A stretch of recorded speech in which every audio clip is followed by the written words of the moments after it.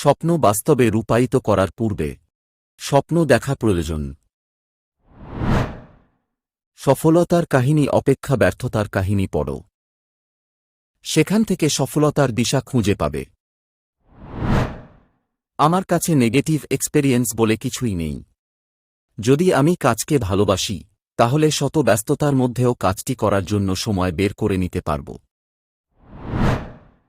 মহৎ মানুষেরা ধর্মকে মিত্রতা স্থাপনের কাজে ব্যবহার করে, আর সংকীর্ণ মানুষেরা ধর্মকে যুদ্ধের অস্ত্র হিসেবে কাজে লাগায়।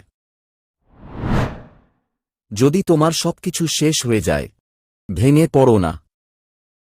মনে রাখবে, এন্ড শব্দের আরেকটি অর্থ রয়েছে, এন্ড ফর নেভার ডাই, অর্থাৎ প্রচেষ্টার মৃত্যু নেই।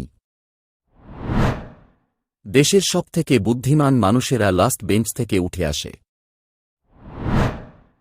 তোমার কাজকে ভালোবাসো, কিন্তু তোমার কোম্পানিকে ভালোবেসো না, কারণ তুমি হয়তো জানো না কখন কোম্পানিটি তোমায় ভালোবাসবে না।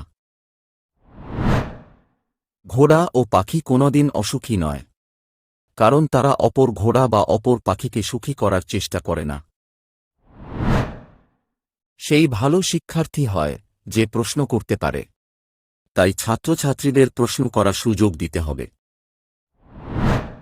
আমরা তখনই স্মরণীয় হয়ে থাকব, শুধুমাত্র যখন আমরা আমাদের উত্তর প্রজন্মকে উন্নত ও নিরাপদ ভারত উপহার দিতে পারব। আপনাকে স্বপ্ন দেখে যেতে হবে, স্বপ্ন সত্যি হওয়ার আগে পর্যন্ত। মানুষের জীবনে প্রতিবন্ধকতা থাকা দরকার, বাধা না থাকলে সফলতা উপভোগ করা যায় না। সফলতার গল্পে কেবল একটা বার্তা থাকে, কিন্তু ব্যর্থতার গল্পে সফল হওয়ার উপায় থাকে। বৃষ্টির সময় প্রত্যেক পাখি কোথাও না কোথাও আশ্রয় খোঁজে, কিন্তু ঈগল মেঘের উপর দিয়ে উড়ে বৃষ্টিকে এড়িয়ে যায়। ব্যর্থতা নামক রোগের সবথেকে ভালো ওষুধ হল আত্মবিশ্বাস আর কঠোর পরিশ্রম। এটা আপনাকে একজন সফল মানুষ গড়ে তুলবে। নির্দিষ্ট লক্ষ্য, ক্রমাগত জ্ঞান সঞ্চয় করা, কঠোর পরিশ্রম ও হার না মানা মনোভাব, এই চারটি জিনিস মেনে চললে যে কোনো কিছুকেই লাভ করা যেতে পারে। ছাত্রদের মধ্যে অন্যতম গুরুত্বপূর্ণ যে বৈশিষ্ট্যটা থাকা দরকার তা হল প্রশ্ন করার ক্ষমতা। তাদের প্রশ্ন করতে দিন। উদার ব্যক্তিরা ধর্মকে ব্যবহার করে বন্ধুত্বের হাত বাড়ান, কিন্তু সংকীর্ণ মনের মানুষরা ধর্মকে যুদ্ধের অস্ত্র হিসাবে ব্যবহার করেন।